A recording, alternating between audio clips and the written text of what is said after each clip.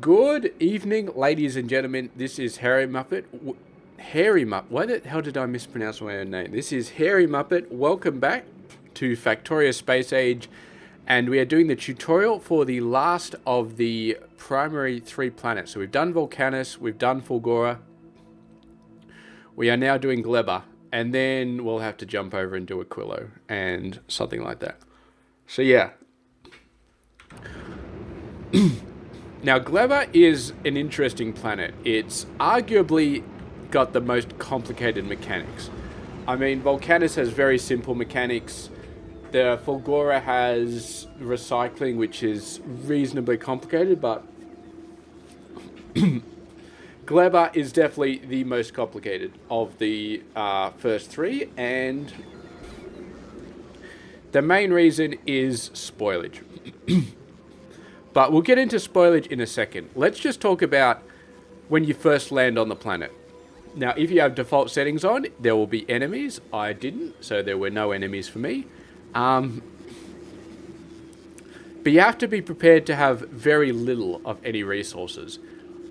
Iron and copper is not really available. There are some special sorts of plants that drop iron and copper. There we go, iron stromatolite. You basically destroy this and it gives you some iron bacteria, and the iron bacteria spoils into iron, so that's kind of how you get iron and copper. There's a copper version of this as well. Basically, when I landed on this planet, I didn't do any of that crap. I just had my supply rocket, it sent everything down, and I kind of built everything off that.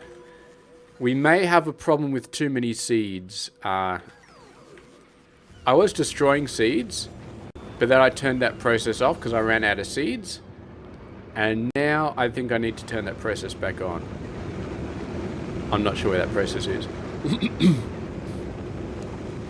Yeah. Alright, we'll worry about that later. We still got a little bit of time.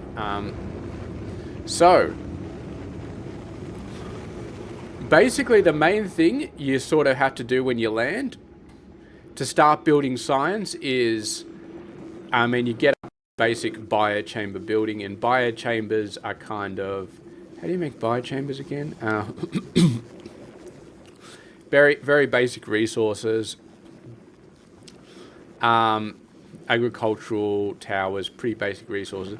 You do a lot of landfill at the very start. There's a lot of little stone mines all over the places. Basically, you'll be grabbing all of those different stone mines and you'll be converting them into landfill, because this place is a swamp. There is little bits of water everywhere, and you can see that we've got landfill pretty much everywhere where we're building stuff just to sort of fill on top of it. I had a huge solar area here. There was landfill everywhere underneath it, landfill everywhere underneath the Megabase. So tapping those little stone mines and getting some landfill down will be one of your earliest priorities. And next you'll be getting the two main types of fruit. So up in this red section, you'll be basically getting this. This is the jelly stem. So if we actually run up there, you can see these are sort of growing naturally in the wild. And you do have to kind of, if we turn this off, you do have to kind of understand the way the biomes work. So there's kind of different levels. So this red is like the general jelly stem area. And then this is the jelly stem swamp. If we go over to here, we can see this is kind of a swampy area. And then this is where the actual jelly stem grows. So you're looking for the lighter purple. And at the start, that'll be the only space where you can actually grow stuff. So it's very, very hard to find a lot of this space to sort of grow stuff. There's a decent amount here, actually, which is nice. And as soon as you're able to build artificial jelly nut soil, which doesn't take too much, it takes the seeds, it takes the nutrients, you can start to put that on top of the swamp to turn the dark purple into light purple. But obviously that takes some research. which takes some agricultural science. So at the start, basically just look for this light purple or this light pink in a greater area as you possibly can. Chuck down an agricultural tower in there, start getting some fruit, and yeah. You do that for this one, which is the red area, and then you go over to the green area, and the green area will have a very similar thing. So you've got, I think this is, yeah, you've got like this, which is the swampy bit, and then you've got this, which is the actual growable bit. And again, you could put down a kind of nutrient landfill soil to expand the swampy bit into the growable bit. But you just put down these agricultural towers. And these two fruits, they grow like crazy. So as long as you keep putting the seeds back in, then you will be fine. Having said that, it is an interesting thing, because this plant, when it's at 100% growth, it gives you 50 fruit. Now, when you process the fruit, you have a 2% chance of getting a seed back. So it's basically 50 fruit, 2% chance. So it's basically a 1-to-1, because you need one seed to grow a tree. And once it harvests the tree does not grow back without putting a seed down. So if you start off by basically taking the fruit and converting it into the mash, which you need to do for the science, and you use an assembly machine for it, then you will find that you're not increasing the amount of seeds on average. You just got the same amount of seeds. So at the start, you'll be doing a lot of running around the biomes looking for other plants. Like you might be running down here to get some more Yoko trees to basically destroy them and get a whole bunch of fruit. And you'll be throwing the fruit into this system to try and see if you can get some more seeds. So you can send the seeds over here and increase the size of this. And it's a bit of a dodgy sort of situation. And of course, if the fruit ever starts spoiling, then you're in real trouble. The seeds don't spoil, but the fruit does spoil after, I think, like an hour or so. So yeah. What you need to do is you need to start getting some biochambers up. So the biochambers have a prod bonus of 50%, which means your seed production has a productivity of 50%. And that's how you start getting net positive seed production. And that's how you go from having 3 or 4 seeds and 3 or 4 trees to have a field full of trees.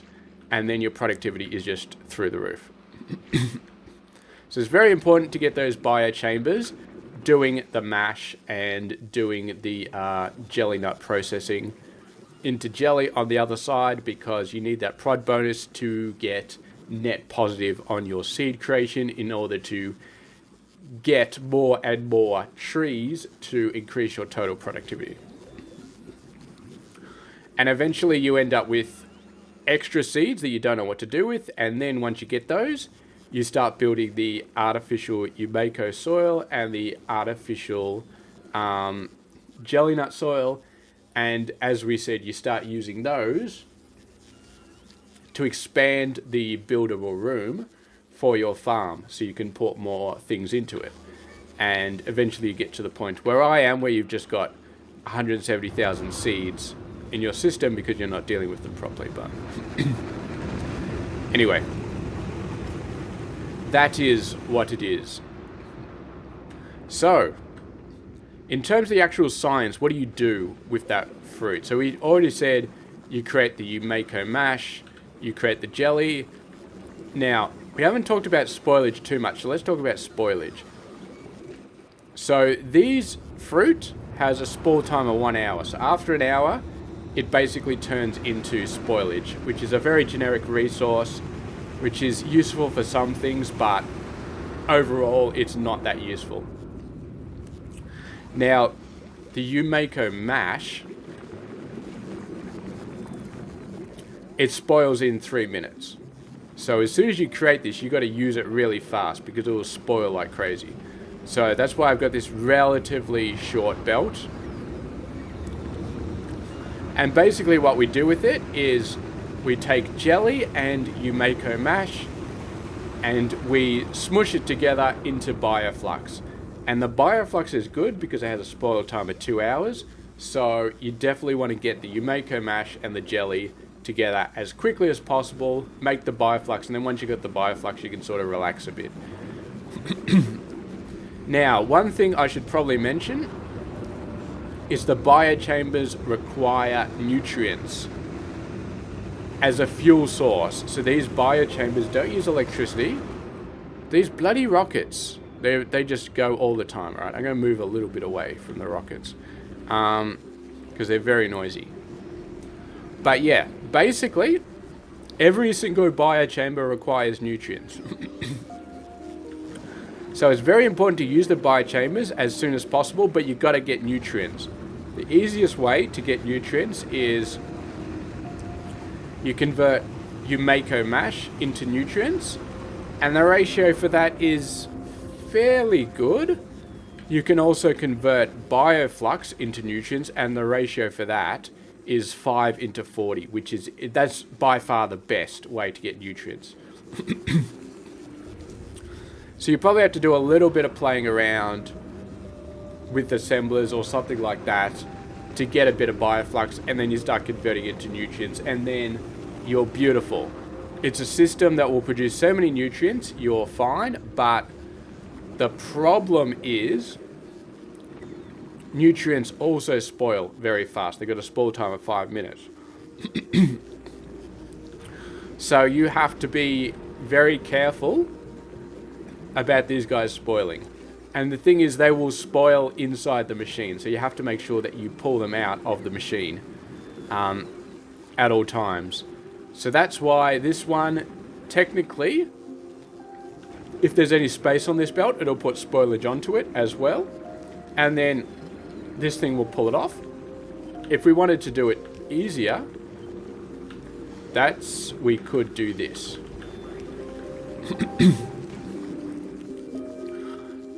And that'll just yank the spoilage out. These are just the fuel that's spoiled over.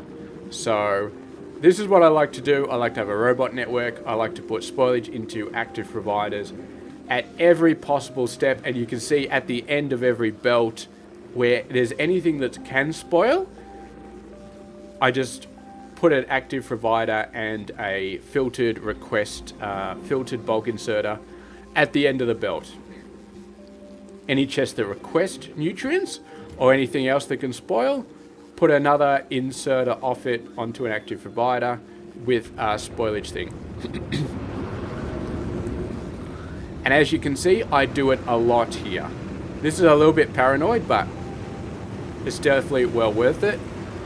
And you know what? I feel like I need something here.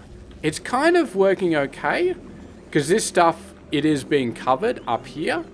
So it is being launched off there, but it would be nice to sort of pull it off this belt as well. Though having said that, we're not actually using that nutrient at the moment because it's taking most of it from here. But I still don't like to see spoilage too much on the belt, so this will clear up a bunch of it. Yeah. Anyway, so once you got the Bioflux, you basically, I yanked out my science build, but basically what you do is you take the Bioflux and you put it together with a pentapod egg, and then you get the science. And that's pretty much it.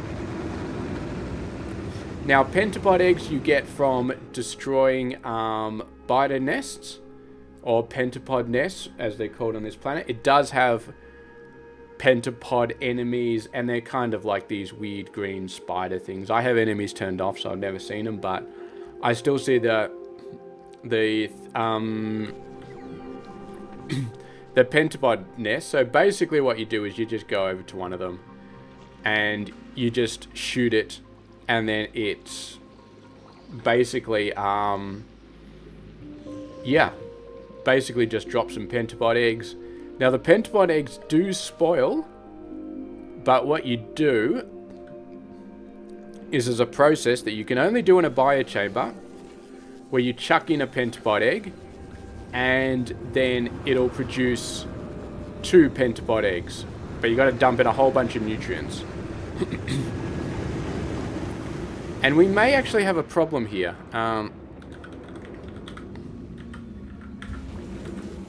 I see what's happened here. Because I turned the science off, the pentapods have actually completely stalled because they were not used for anything. Because, yeah, in terms of building stuff, we only really use the pentapods for the biochambers, and they stack up quite a lot, and we don't really use them anywhere else. So the pentapods all backed up incredibly, and then they all spoiled over time, and so now we've run out of pentapods. And you need pentapods to sort of seed the machine. So right now I would just have to go over to this this little pentapod nest, blow it up, pick up some more pentapod eggs, take it back in, reseed the system, and then we will have 100 pentapod eggs. Actually, I don't even need to do that. I could go over to the Megabase and steal a bunch. Because the Megabase is, of course, building science. And then we just chuck them in here.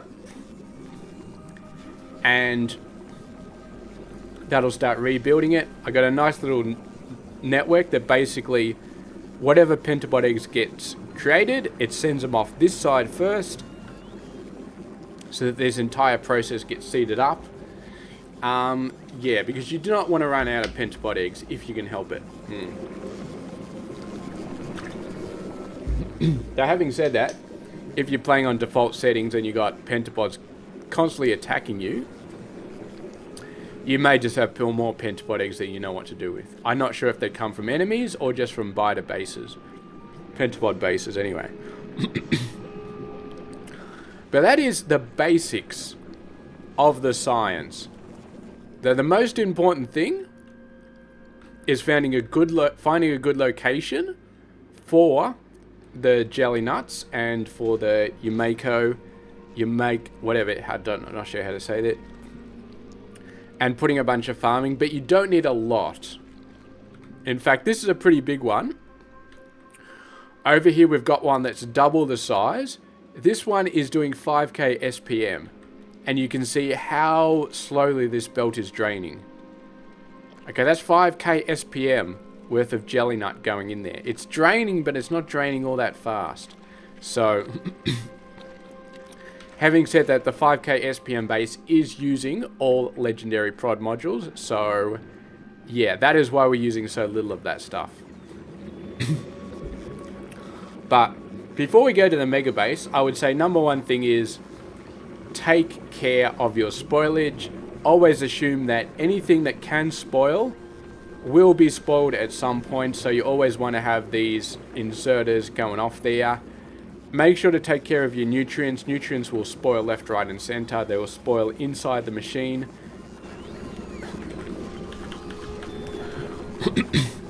So doing stuff like that will help out quite a lot because it means less spoilage getting stuck on this belt, which just stalls up the entire process. And yeah, in terms of creating nutrients, start off with your Mako into nutrients, and once you get Bioflux, turn that into nutrients as well. That'll be your mainstay for all of the nutrients, and then you kind of use it to fuel all the machines. And as you can see, we've got priority splitters off here to feed the nutrients back in, so that this guy, because it's fueled by nutrients, so the machine that makes nutrients is fueled by nutrients. So unless you're very careful and very specific with how you fuel these machines and how you do these belts, you will end up very, very easily deadlocking your system. And if you happen to deadlock the bit that creates nutrients, you'll stop producing nutrients and you'll deadlock the rest of your entire base, because none of these other biochambers will have nutrients either. They'll all shut down. You won't have bioflux anymore. and suddenly the entire thing just falls over. It's very, very easy for your base in Gleba to fall over because you missed one tiny inserter somewhere. You miss an inserter, you miss a belt, you do a priority splitter the wrong way, boom. You come back half an hour later, your base is dead. And that's just part of life. You just have to get used to putting inserters everywhere to get rid of spoilage and routing everything perfectly. And you can see we've already got a whole bunch of pentapods back up now. Now these guys might eventually spoil, but we'll see. We'll see how it goes. Now, as far as, well, we'll talk about how to produce various things for the rocket first. There is a cool recipe for rocket fuel. It takes bioflux and jelly, which we already talked about, and a little bit of water. It makes rocket fuel. That's awesome. Now, you can also make blue circuits and low density structures, but it's quite painful on this planet. You can see over here we've got this recipe to make iron bacteria, which takes jelly, but it produces a very small amount of it. Then we got this second recipe. It takes bioflux and iron bacteria and produces 4 iron bacteria. Now, iron bacteria, when it spoils, turns into iron. So basically, we just count on it spoiling to get us a bunch of iron ore. Then we use it and basically just smelt it to make iron plate. Calcite is a little bit tricky. I mean, well, you can't really get it on this planet, so yeah. We basically just smelt it like this, smelt the copper, and there's a weird recipe to get plastic up here from Umako Mash. So yeah, that's how we get red circuits, blue circuits. LDS is basically like plastic and steel and blah, blah, blah, blah. However, as I said, it doesn't produce a lot of it. So what I've actually got above this is I've got a couple of angels just to help out. And angels, basically, they used advanced asteroid processors to basically build blue circuits and low density structures in orbit using nothing but asteroids. And I'll go through these a little bit now because this is going to be a short video because there's not much on Gleba that I haven't really talked about, but yeah. So basically, you get the advanced recipes and you get calcite, sulfur, and copper, as well as the iron, carbon, and ice. And basically what you do is you create coal from the sulfur and the carbon and use the coal to do simple coal liquefaction using sulfuric acid as well to make heavy oil. Sulfuric acid you get using your stock standard recipe, which is iron plate and sulfur, which you have both of because you've been smelting the iron into iron plate. Gives you heavy oil. Now you've got ice, so you can make water. So you crack it up to plastic and you grab some more coal to make it into the actual plastic. And you need a lot of these chemical plants making coal because this guy uses up quite a bit of coal. It doesn't seem like it, but it does. And we also send that coal over to this one, which uses a fair bit of coal to make the heavy oil. Once we're there, we've got iron and copper because we smelted it, so that gives us green circuits, red circuits, and then blue circuits because we've got the sulfuric acid already because we made it up here. And that's pretty much how you make blue circuits in orbit. So it doesn't make a ton of them. It doesn't make them very fast, but you put some prod modules up here and we've got a 300% productivity bonus on blue circuits thanks to this research, which I'm currently pushing up to the next level, which I don't really need, but I was doing it to show up the tech science. And yeah, so that's a great way of sort of keeping the blue circuits ready to go because it's very hard to make them on Gleba. Now, we've also got a fusion reactor down here producing 100 megawatts because we cannot run all of this with just solar panels. around Gleba. It just would not work. So we got a fusion reactor. And Gleba does have fusion power, so we just send these up from Gleba. Technically we only need the fusion power cells because the fluoroketone is a closed system, so this is completely full. It's never going to get below 1K, so the barrels are completely stopped. But yeah. You see, this is actually stalled because we are full on blue circuits. We had a similar one for LDS. Very, very similar. We're making plastic exactly the same way. We already got copper and we already got steel from our smelting processes. So this is LDS. You may be asking, why are we not making LDS using the foundry? It is because I was too lazy to get the iron ore and the copper ore down. And I was also too lazy to get the molten iron and the molten copper path down. But I already had the copper and the steel plate in the hub, so it's very easy to get them out. And we got a 300% prod bonus anyway, so it's all good. So yeah. So those two are helping out by dropping down resources to Gleba. So if any of these processes start to fall over and there's not enough, then those angels will just send some stuff down for the rockets, so the rockets keep going. Now, let's talk about, I should probably mention as well, 6 gigawatts of fusion power on this planet.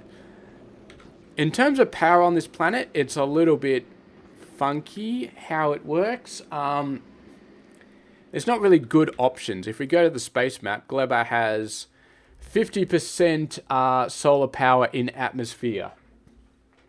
So solar has half what it has in Nauvis, which is still better than Fulgora, but Fulgora has its own power system. Gleba doesn't really.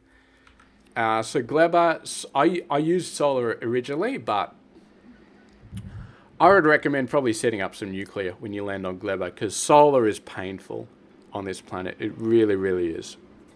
Go in there, set up some nuclear. You won't have fusion by the time you land here, but just bite the bullet, set up some nuclear, get some nuclear power cells being sent across. Or it's just some straight uranium, so you can do reprocessing a little bit better, but yeah. I would say, I'm not sure there's really any sort of fancy natural way of doing power. Volcanus there was. You could get the steam and do all that sort of stuff. You could make steam power here. I did actually try making steam power here, and I tried to convert spoilage into carbon using this one. That was not efficient at all. I could barely produce enough fuel to keep it going. However, if you get this recipe going and you're producing buttloads of rocket fuel, then you could make steam power work. And then just sort of keep using steam power for a little while, because you got plenty of water. If you put a pump in here, you will get water out. And I think we do use it for some processes. Yeah, these pentapod eggs require water. So where am I getting this water from? Yeah, just an offshore pump down here to basically, there's little lakes and swamps everywhere. It's very hard to see them, but if you select a pump, you can sort of see where these all are. So let's finally check out the Megabase. So we've got 2 farming areas. This one for the Yamako and this one for the jelly nut. These ones look nice and big and square because I used overgrowth soil. So basically, normal jelly nut soil goes on top of the dark purple to make it light purple. Overgrowth jelly nut soil can go anywhere in this sort of red biome to make it the light purple. So that's why we can get this massive area sort of filled in, which is great. So basically, we just send the seeds back, we get this thing off. This is a very nice sort of belt-based thing I cooked up, which does actually give you the best amount of land to sort of use. It cuts off this bit a little bit there, so you lose that one for planting, but every other square you pretty much get for planting trees, which is really good. Yeah, and I love the fact that it sort of goes in and it still sends the seeds out, and it's nice and beautiful. This one, I can't remember if I ran out of overgrowth or it's just water. I could probably landfill that and then put the overgrowth. But we got more than enough trees here, so it doesn't really matter. The important thing is send the seeds in. Make sure these guys always have seeds so they can keep replanting. And yeah, you'll have more than enough for 5k SPM. So basically what we've got is we've got these little blocks. So I've got about 60 of these blocks total, and they are all completely identical. And they're all using legendary prod modules at every single step, because that's how you get 5k SPM. Otherwise I'd probably need like 100 at least of these blocks, maybe 200. So you basically take the Yumeko mash and the jelly. The seeds go back on this belt to be sent off to the areas, and you direct insert to make the bioflux. So direct insertion is good because these guys spoil like crazy, as we said before. We take some of the bioflux into the biochamber to make nutrients, and the nutrients basically get direct inserted into as many buildings as possible, and where it's not possible, they get sent on this little belt over here to get direct inserted into these guys. Then we basically just have 2 of these buildings to make the pentapod eggs. They basically have this neat little circuit network thing going on over here that basically just maintains the correct amount of pentapods. So it'll keep building pentapod eggs forever. Now, if there are more than 10 pentapod eggs in this requested chest, it'll send them off to the signs.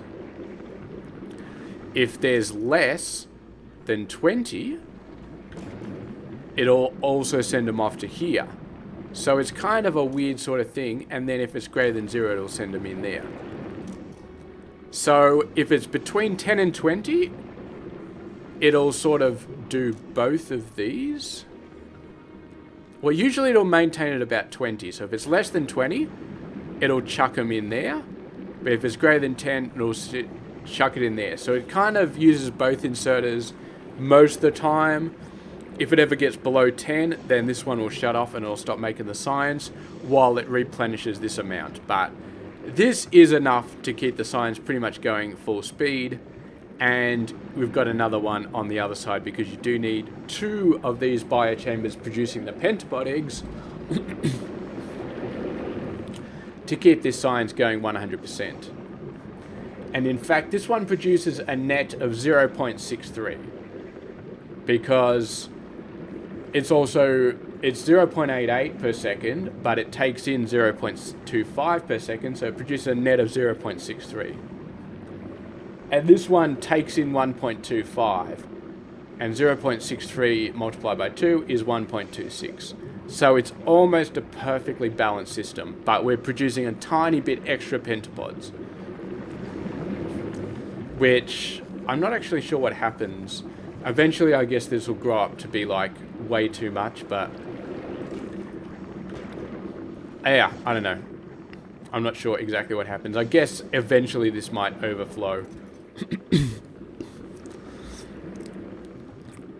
But that'll take a very long time for that to happen. So that basically produces the signs, and then we just send the signs on down the belt, and we got 6 rows, and we got 10 little modules in each row, and basically it just goes into the rocket and gets sent off. Now, these chests all have trash unrequested, which means if any of these guys turn into spoilage, then the spoilage is instantly thrown out. How long before these guys spoil? 1 minute, 50 seconds. They do last for an hour, so it is safe to send them via rockets, but yeah.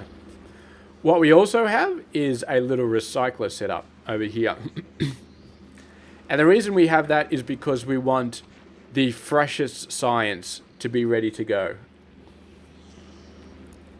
Now, there is some that spoils in the chest, but the main reason is also we want the freshest science, but also we never want this system to back up. We want it running all the time. Because if it ever backs up, there's a possibility that the nutrients will all be on the belt and then they'll all spoil or something like that, where we keep making nutrients. I don't know. It's a very bad idea to let a system back up when it's got items on it that can spoil. Maybe, I reckon this system would survive. It would continue to build nutrients and the nutrients would just spoil, but what would happen to the pentapod eggs? I'm not 100% sure. The easiest solution is to make sure this system never shuts down, that it keeps running forever.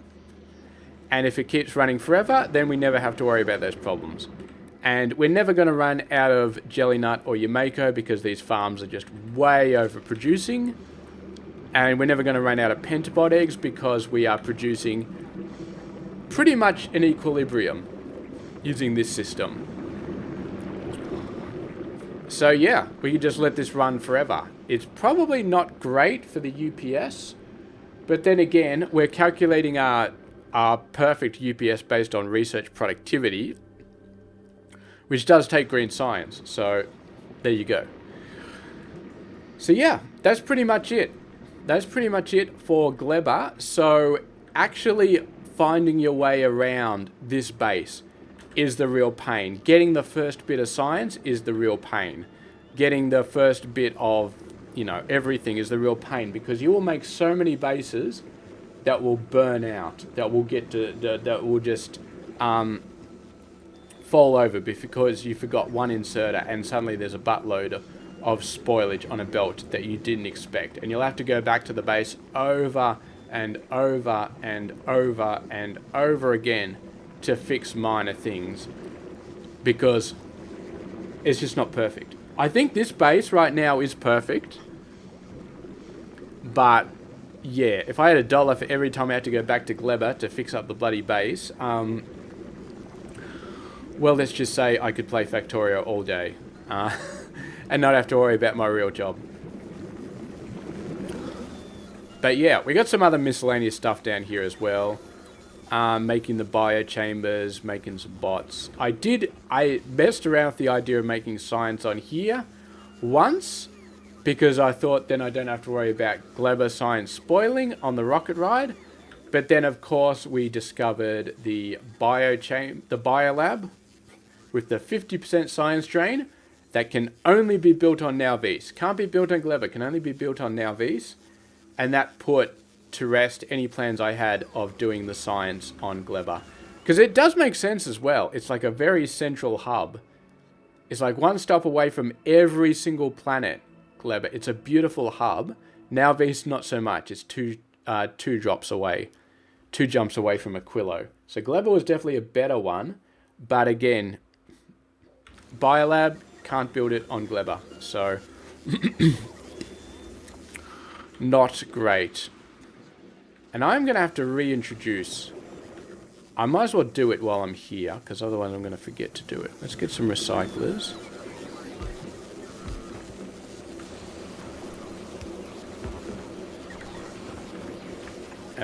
Yes, there is water where you do not expect it all the time. Okay. I was actually running out of seeds at one point because I was using them all to do overgrowth soil. But then I stopped sending biter eggs over to this planet and the overgrowth soil started falling over. That's right, you need biter eggs to make overgrowth soil. It is insane. And biter eggs, as you probably know, you can only make from on NowV, so you kind of have to ship them over, which is not great. Okay, let's make actually, we only really need 100 here. But yeah, 100,000. That's still a ton. I don't think we'll ever need soil anymore because we've done the Megabase, but eventually this will tap up and sort of overflow the entire base. So it's a very good idea to make sure we destroy these, but I will keep 100,000 in the system because I have run into situations in the past. Ooh, we're actually destroying science. All of these guys are backed up. All of them are backed up. Usually when I'm going to show off a planet, I'll kick off a science that uses the science from that planet, but since this one runs 24/7, and if it's got excess science, it just throws it in the bin, there's no real reason to kick off science for this one. We can just go in there and check it out, and it will always be running. Now, if we did back it up, now what would happen was when we finally kicked off something for science, then the ship would come over and there would be science that's like very near to spoilage, and we'd probably lose half of it. And also, the amount of research you actually get out of these is based on how fresh it is. So this science will only get 45.6%. Which is actually, I've been misspeaking this entire time. I've been saying this is 5k SPM. This is not. This is actually 10k SPM. This entire base. If we go over to look at the science, we can see it's actually been producing 11k SPM for the past 10 hours. For the past 50 hours, actually. This bar has been going very, very steady for a very long time. The reason we produce 10k instead of 5k is because the science spoils, and because by the time it gets to now Vs, there's a definite well, it was never going to be at 100%, but there's a possibility that it'll be at like 50% or something like that. So as long as it's greater than 50%, then we still get 5k SPM, because of course, if you send 5k SPM of agricultural science and it's at 50%, you're going to drain 5k SPM of agricultural science, but you're only going to be draining 2.5k of every other science because the agricultural science is dragging it down. So that's why we're sending 10k over, and as long as it's 50% or higher, then the other ones still drain at 50% at 5k SPM. And that is also why we have 4 science ships, so that we can sort of send over a ton of science. It's a very quick trip, but we have 4 science ships because, yeah, this stuff spoils. So we definitely want a lot of ships going back and forth to pick it up. And that's pretty much it for Gleba. I mean, it's hard to get a normal base set up, but this will be where you really have to use your brain. But once you got your brain fully switched on, and once you understand about the spoilage, you understand that jelly spoils really, really fast, but jelly nut doesn't. So you never put jelly on the belt. You always do direct insertion for jelly wherever possible. And the rest of the science sort of falls into place. Nutrients, again, spoils very fast, so direct insertion where you can. And where you can't, make sure that you get rid of it if you need to. You will notice that every single biochamber here has an active provider chest with a bulk inserter to get rid of stuff. Now the exception is actually these guys. But these guys this guy should always be, it'll be turned on quite a bit, and it's not filtered, which means that any spoilage that ends up in here, because say the nutrients or this gets spoiled, eventually this inserter will turn on, and then it'll get rid of the nutrients, and they'll get sent down here, and then they'll be sent off into here. And yeah, so it's all very fast, it's all very efficient. So this is almost the perfect setup for doing science, because you do as much direct insertion as possible. you're absolutely reducing the chance of anything spoiling. And that's basically it. That's basically it. You reduce the amount of time that things can spoil because you want, when your science finally goes out in the ships, you want that percentage as high as possible. Absolutely as high as possible, because you don't know how long it's going to be sitting in this chest. You don't know how long it's going to be sitting in the rocket silo. You don't know any of this sort of stuff. And if it's at 72%, then guess what? When you go back to now these, you're going to get 72% of the science out of that science pack, which is not great. So even though I'm producing 10k, I still need it to be above 50% by the time it gets back to now these. Otherwise, I'm not doing 5k SPM for all of my other science packs. They're being held down by agricultural science. Now you will see that some of these are getting a little bit lower. That's fine. If you switch over from something that's not doing agricultural science over to something that is, you will have a period of probably about 10-20 minutes where you've just got crap science packs that are nearly fallen over being sent in. But after that 10 to 20 minutes, everything will have new science packs. They'll all be relatively high on the spoilage meter. And then you will start to get to the point where everything goes well. But yeah, there is definitely a price you pay from switching between science that is not agricultural and science that is. And that is, you have all the caches have spoilage in them, which is not great. I have thought a few times about getting rid of these requester chest caches, but you definitely need this recycling, and I would like these rockets to be shooting off as fast as possible. So I'll still have a bit of a cache, but I don't like it too much. It would be nice if there was kind of a middle ground or something like that.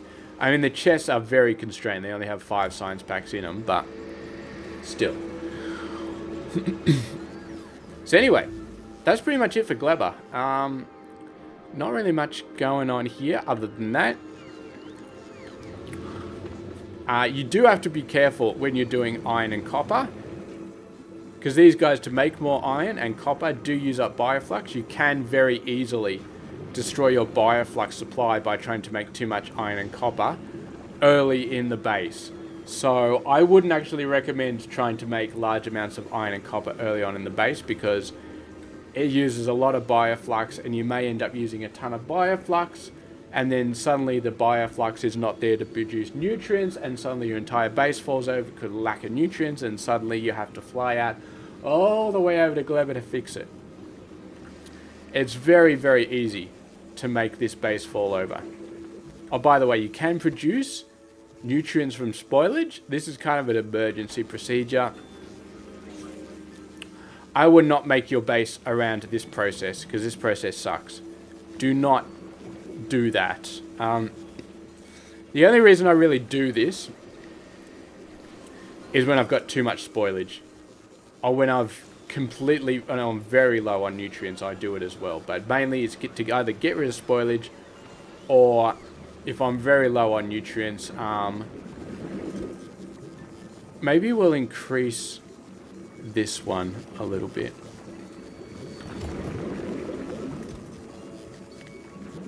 Increase it a lot, because this is just a bunch of extra stuff. But yeah, we do definitely need a. You know what you need? You need a legendary stack inserter, no, legendary bulk inserter. Sorry, there we go. That's a lot better. And then hopefully these guys will not need to produce nutrients from that spoilage anymore, because there will be enough in this system. Yeah, you can see they're all turned off now. Okay, that's pretty much it. Oh, what have I got? Oh, I'm trying to make legendary spoilage. Do not ask why. Okay, maybe ask why. So there is one more thing I got to talk about, and that is carbon fiber. So carbon fiber you basically make by using carbon. You get carbon from destroying spoilage. This one is turned off Okay, this is an interesting situation. I had never actually seen this before.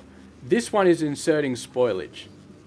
It should not be, but it's decided to because this one takes spoilage as a resource, which is not a situation I've ever seen before, because there's not many machines that actually do it. So we've got to make this one a filter inserter on nutrients so that it actually runs. Now this one was backed up anyway, so it doesn't really matter, but yes, very interesting. And this one's doing the same thing. Nutrients.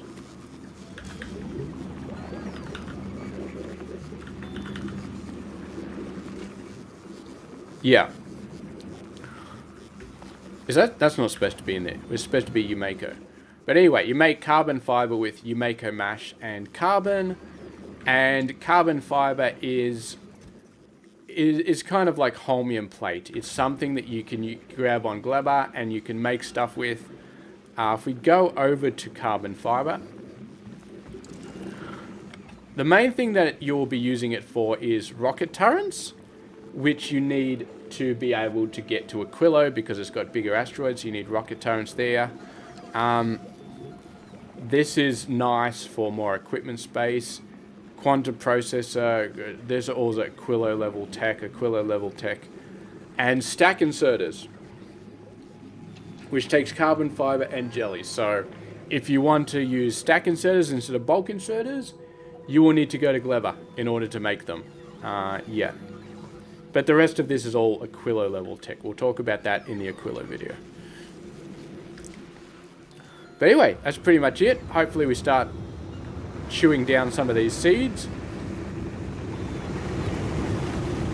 But I feel like that's kind of the 5th time that I've said that's it. Are we exporting anything else from Gleba? Not really. I exported the agricultural towers and the biochambers, but I never ended up using them on any other planets. And then the carbon fiber and the stack inserter. That's pretty much it. I mean, compared to Fulgora and Volcanus, they don't really provide anything necessary for the Megabase, unless you're a big fan of the stack inserters, in which case they do. But carbon fiber is useful for some things, but not directly for the Megabase. It's kind of, as we said, for rocket turrets and stuff like that. But anyway, that's pretty much it for me, I think, for this video. So what are we doing next? What's our next tutorial going to be? So we've got a few left. We've got Aquilo and the Shattered Planet, which are the final 2 sciences. We got a quality video, which is going to be a big one, so I'm probably going to wait for a little while to do that. And we've got fusion power, and fusion power is going to be a nice quick one, but we'll do that after we do Aquilo.